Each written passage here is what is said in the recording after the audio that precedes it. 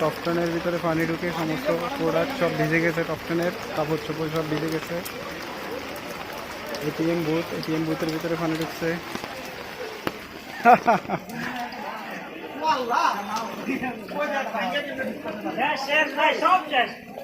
শেষ। টপটনের অবস্থা খুবই ভয়াবহ।